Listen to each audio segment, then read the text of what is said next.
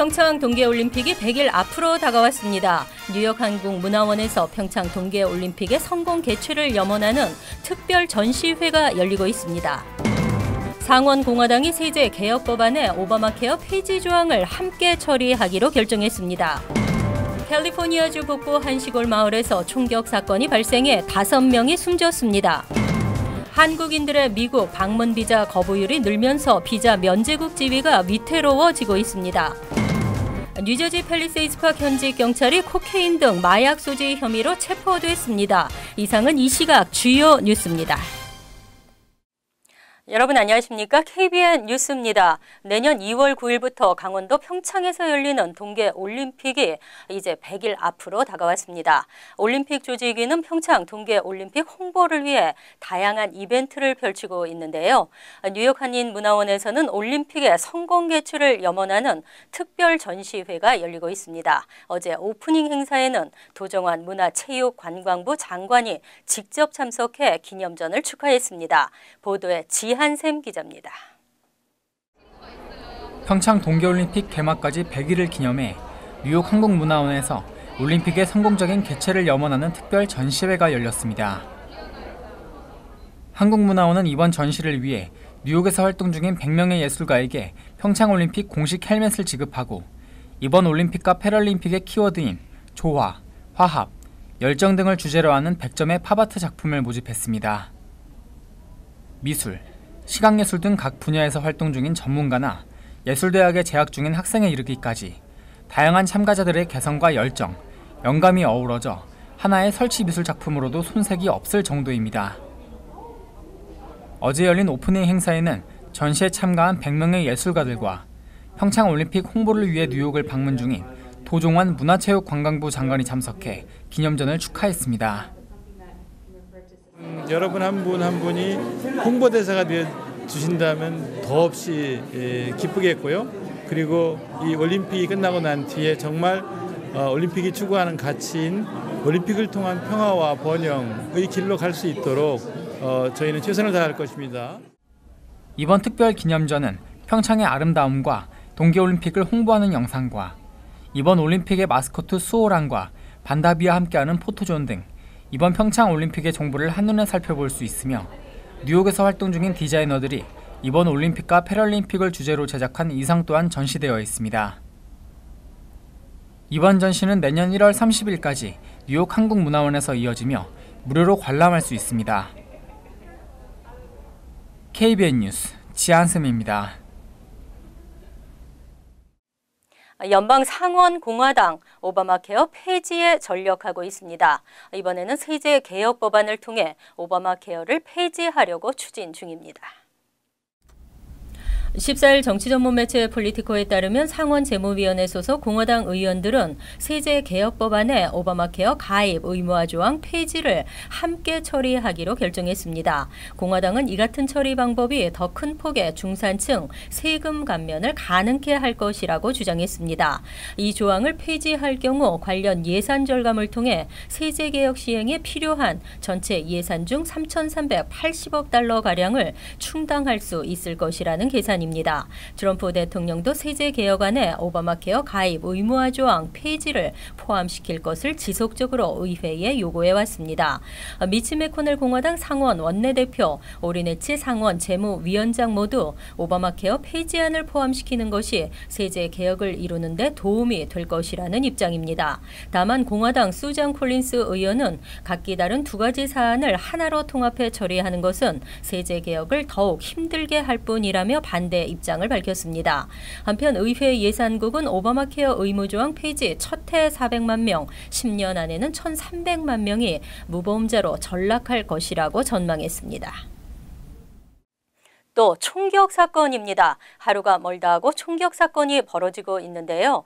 이번에는 캘리포니아주 북부의 한 시골 마을에서 벌어졌습니다. 14일 오전 8시쯤 캘리포니아 세크라멘토에서 북서쪽으로 125마일 떨어진 란초 테마에서 총격 사건이 발생했습니다. 범인은 트럭을 훔쳐 달아나던 중 갑자기 무차별적으로 총을 발사 5명이 사망하고 10여 명이 부상을 입었습니다. 총격범은 소총 한 정과 권총 2자루를 이용해 총격을 가했으며 근처 상점 주인은 100발 가까이 총성을 들었다고 전했습니다. 지역 경찰에 따르면 총격범은 처음에는 주택가에서 총을 쏘다가 인근 란초 테헤마 초등학교로 옮겨 다시 총을 쐈습니다. 초등학교에서 최소 2명의 학생이 총에 맞아 부상했고 나머지 학생들은 스쿨버스 안으로 대피한 뒤 이후 부모에게 인계됐습니다. 현재 정확한 범행 동기에 대해 조사 중입니다. 지난 13일 총격범이 연관된 가정폭력 신고가 접수돼 경찰이 출동한 바 있습니다. 이번 총격 사건과 연관이 있는지 조사 중입니다. 이번 총격 사건의 피해자와 총격범 사이에는 연관 관계가 없는 것으로 확인됐습니다. 한편 란초 테헤마 마을은 인구 3,500명의 작은 시골 마을이며 이날 현장에는 100명이 넘는 경찰관이 출동했습니다. 한국인들의 미국 방문 비자 거부율이 늘고 있습니다. 비자 면제국 지위가 계속 유지될지 우려되고 있습니다. 14일 연방국무부는 2017 회계년도 국가별 방문비자 거부 통계 자료를 공개했습니다. 이에 따르면 이 기간 방문비자를 신청한 한국인에 대한 비자 거부율은 9.05%로 지난해 8.65%보다 0.4%포인트 높아졌습니다. 한미 비자 면제 프로그램 시행 이전과 비교해서 무려 6%포인트나 높아진 것입니다. 한미 비자 면제 프로그램 시행 이전에는 한국인 방문비자 거부율이 3에서 4% 수준을 유지했었습니다. 하지만 2009년 5.5%로 반전하면서 2011년에는 7.5%를 기록하고 2012년부터 2015년까지 4년 연속 두 자릿수를 기록했습니다. 2014년에는 21.2%까지 뛰었습니다. 2015년에 이어 2016년 2년 연속 감소했지만 다시 오름세로 돌아선 것입니다. 이는 2008년 말부터 시행된 무비자 프로그램과 직접적인 관계가 있다는 게 전문가들의 분석입니다. 현재의 거부율로는 계속 비자 면제국 지위를 유지할 수 있을지 우려되고 있습니다. 규정에 의하면 미정부의 비자 면제국으로 지정되거나 유지하려면 3%대의 낮은 비자 거부율을 보여야 합니다. 미정부는 올해 초부터 테러 예방을 이유로 비자 면제 적용 국가 국민들의 입국 규정을 대폭 강화했습니다. 현직 경찰이 코케인 등 마약 소지 혐의로 체포됐습니다. 지난 2년간 뉴저지 팰리세이즈파 경찰로 근무했던 현직 경찰이 체포되면서 주민들은 충격에 빠졌습니다. 13일 버겐 카운티 검찰은 펠팍 경찰서에서 근무하는 39세 리차드 지아코본을 마약 소지 혐의 등으로 전격 체포했습니다. 10일 검찰은 포트리집을 급습해 코케인, 마리화나, 아나볼릭 스테로이드 등을 발견했습니다. 지아코본에게는 스테로이드와 코케인 소지, 대용량 탄창 소지, 난동 혐의 등이 적용됐으며 지아코본의 동거녀 조 씨도 마리화나 소지 혐의로 검거했습니다. 지난 9일 펠팍 경찰서 측은 검찰에 지아코본이 불법 마약류에 영향을 받고 있을 가능성이 있다고 알리면서 수사가 시작됐습니다.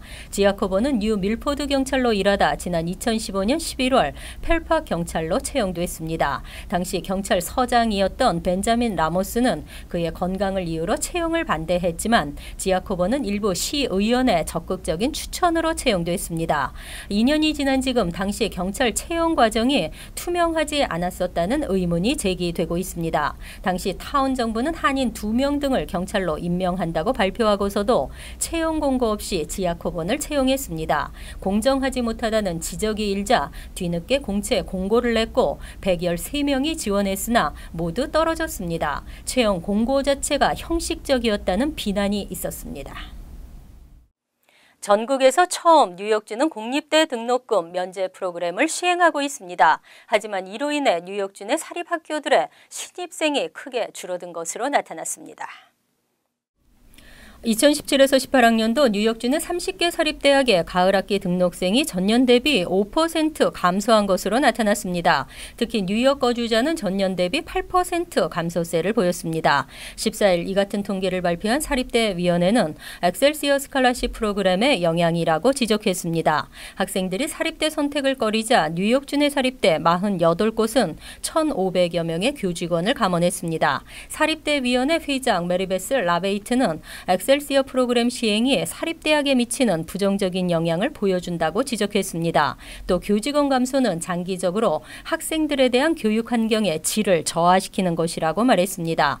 뉴욕주 의회는 사립대에 대해서도 별도의 주정부 지원 장학금 제도를 마련해 놓고 있습니다. 오는 가을 학기부터 코넬 등 뉴욕주 사립대 30여 곳에서 수업료 보조 프로그램 ETA를 시행합니다. 연소득 12만 5천 달러 이하 학생을 대상으로 주립대 수업료를 면제해주는 엑셀시어 스칼라십의 사립대 버전입니다. 하지만 주정부가 제안하는 단서 조항을 충족하기에 현실적이지 않다는 지적입니다. 또 학비 지원으로 주민들의 세금 부담이 높아졌다는 불만도 나오고 있습니다. 올가을 있었던 펜스테이션 열차 승객들의 불편이 재현될까 걱정입니다. 내년 1월부터 5개월에 걸쳐 펜스테이션의 대규모 선로 공사가 진행됩니다. 13일 엠트랙은 내년 1월부터 펜스테이션 15, 18, 19번 3개 선로에 대해 공사가 시작된다고 밝혔습니다. 5개월 동안 이어지게 되는 이번 공사는 지난 7월 10일부터 9월 1일까지 8주 동안 진행된 펜스테이션 선로 공사에 이은 두 번째 대규모 공사입니다. 롱아일랜드 레일로드 대변인은 이용객들의 불편을 최소화하도록 공사를 진행할 것이라며 지난 여름의 선로 공사처럼 선로 여러 개를 동시에 진행하지 않고 한 선로씩 따로 진행한다고 밝혔습니다. 선로 공사가 한 개 완료되면 그 다음 선로로 공사를 착수하게 되며 출퇴근 시간 운행에 영향을 받는 노선은 최대 5개입니다. 지난 여름 선로 공사에 비해 10개가 줄어들어 이번에는 기차 운행에 큰 차질이 빚어지지 않을 것으로 보인다고 전했습니다.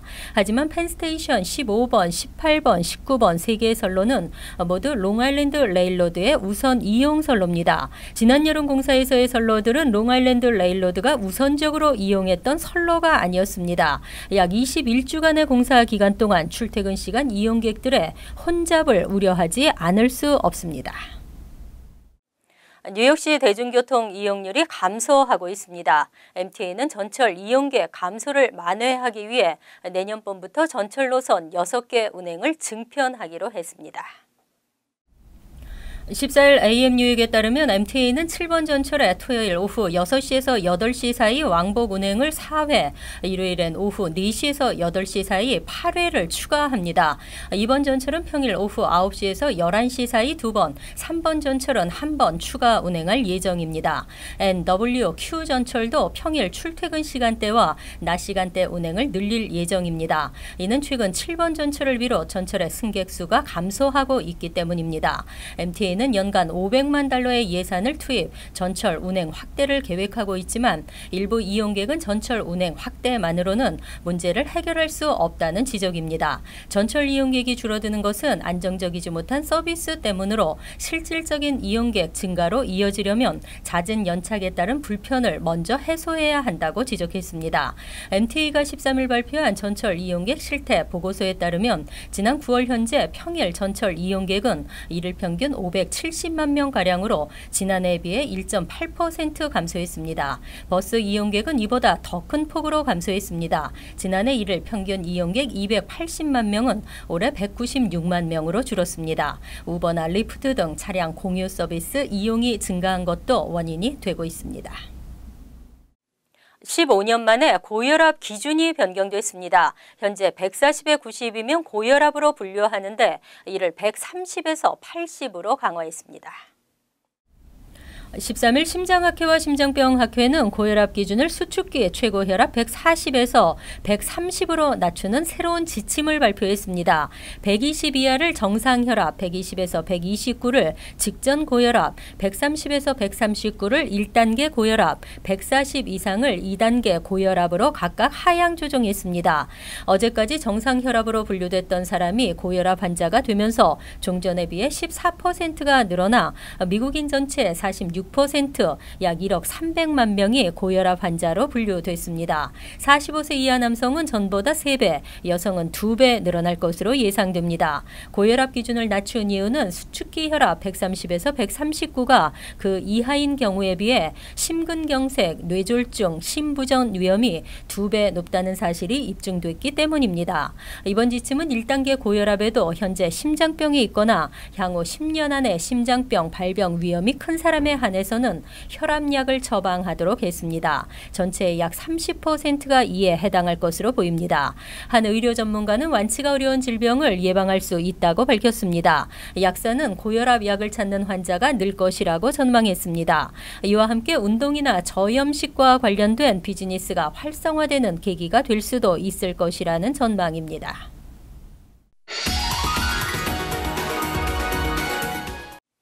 이어서 LA 지역 한인사회 소식입니다. 다카가 폐지되면서 대안으로 떠오른 드림 법안에 연방의회 통과를 위해 한인단체들이 나섰습니다. 민족학교와 LA 한인회 등 한인단체들은 오늘부터 연방 예산안 처리 마지막 날인 다음 달 8일까지 한인사회 기관과 단체 등 한인 커뮤니티를 대상으로 현재 연방 상하원에 상정되어 있는 드림 법안의 통과를 촉구하는 오프라인 서명운동을 전개하고 이를 연방 의원들에게 보내 커뮤니티의 목소리를 전달할 계획이라고 밝혔습니다. 정치인에게 모두 이민자를 위한 정직하고 바른 Clean Dream Act를 통과를 요구합니다. 모든 이민자의 기회를 위해 여러분의 리더십과 사랑 그리고 공정한 마음을 나눠주세요. 이제 많은 커뮤니티 멤버들, 특히 한인 커뮤니티에서 많은 비즈니스 오너들도 있고 교회들도 있기 때문에 그런 많은 이제 broad 한 지지 서포트가 있으면은 하원 상원에서도 큰 그 움직임이 있을 거예요.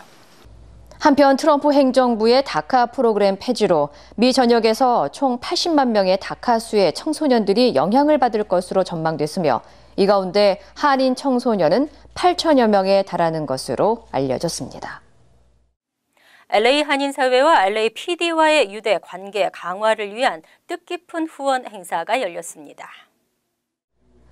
올림픽 경찰서 후원회 OBA는 어제 LA 한인타운에서 데이빗 코왈스키 LAPD 올림픽 경찰서 서장과 데니스 카토 웨스트본부 커맨더 등 경찰 간부와 한인사회 인사 150여 명이 참석한 가운데 올림픽 경찰서 후원 기금을 마련하기 위한 후원의 밤 행사를 개최했습니다. LAPD는 한인 커뮤니티의 지원에 감사의 뜻을 전하며 앞으로도 한인타운 치안 강화를 위해 다양한 노력을 전개해 나갈 것이라고 밝혔습니다. We've started a lot of different initiatives, smart policing, which is a technology-driven crime system that we use to look at hotspots to identify where crimes are occurring. We have seen a huge decrease this year in shootings. Our shooting victims have decreased 56%. 경찰서에다가 우리가 원하는 바를 또 요구도 하고 또 경찰서에서 또 우리에게 도움이 청하면 또 우리가 들어주고 하여튼 저희가 하여튼 중간에서 커뮤니티 위해서 많은 역할을 좀 하려고 노력하고 있고 또 많은 발렌티어도 필요로 하고 있습니다. 한편 OBA는 지난 2008년 올림픽 경찰서 설립과 함께 한인 커뮤니티를 비롯해 올림픽 경찰서와의 유대 관계를 통해 후원 활동을 이어나가고 있습니다. 간추린 소식입니다. 14일 한국 외교부 소식통에 따르면 최근 김기환 현 뉴욕 총영사의 후임으로 박효성 전 루마니아 대사가 내정됐습니다. 김기환 총영사는 지난 2015년 4월 부임해 2년 8개월가량의 임기를 마치고 12월 말쯤 귀임할 예정입니다. 외교부는 이와 함께 이르면 이번 주 중 뉴욕, LA, 보스턴, 샌프란시스코 등 미국 내 공관장 6명에 대한 인사도 단행합니다. 뉴욕시 재정국은 지난 4월에서 7월 잘못 발부된 주차 위반 티켓 40만 8천 60건에 해당하는 1,800만 달러의 주차 위반 과태료를 환불하기로 했습니다. 또 아직 과태료 납입이 안 된 티켓 10만 6,800여 건에 대해서는 취소 조치합니다. 이는 주차 규정 위반 코드가 변경됐음에도 일선 주차 단속원들이 티켓 발부 시 잘못 적어 발부해 왔기 때문입니다. 시 재정국은 시민들에게 서한을 보내 이 같은 사실을 안내했습니다. 14일 뉴욕시 웹사이트에는 2017 최악의 건물주 탑 100이 발표됐습니다. 이 중에는 브루클린 김모 씨가 62위에 이름을 올렸으며 맨해튼과 브롱스에 두 채의 건물을 소유하고 있는 이모 씨도 악덕 건물주에 이름이 올라가는 불명예를 안았습니다. 퀸즈 포레스트 힐 4가구 규모의 건물을 관리하고 있는 유모 씨의 이름도 올랐습니다. 최악의 건물주는 조나단 코엔 실버쇼어 프로퍼티스가 선정됐습니다. 새생명재단이 희귀병을 앓고 있는 3세 한인 어린이 엘리 킴의 골수기증 캠페인을 이어갑니다. 엘리는 현재 영국에 거주하고 있으며 혈액암으로 인한 만성 유가종병을 앓고 있습니다. 새생명재단은 엘리의 사연을 접하고 뉴욕 뉴저지 일원에서 골수 등록 캠페인을 진행하고 있으며 오는 18일은 커네티컷 페어필드 연합감리교회에서 캠페인을 진행합니다. 한인들의 많은 참여를 당부했습니다.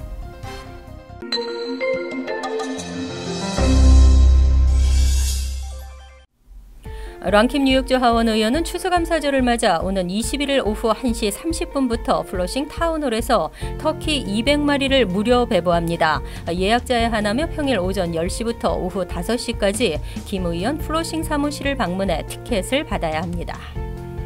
민주평통 뉴욕협의회는 지역사회분과 원래회를 개최하고 11월 말 예정인 동북아 포럼 참석권 등을 논의했습니다.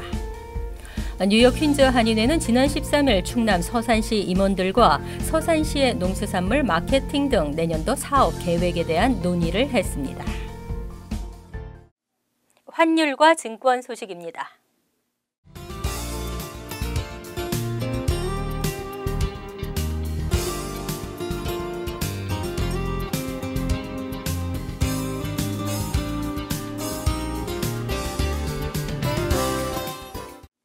이어서 날씨입니다.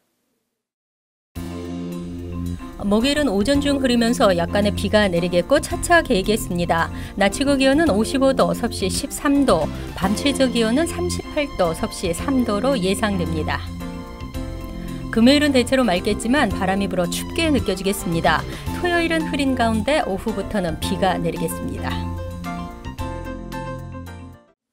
이상으로 KBN 뉴스를 마칩니다. KBN과 함께 편안한 하루 되시기 바랍니다.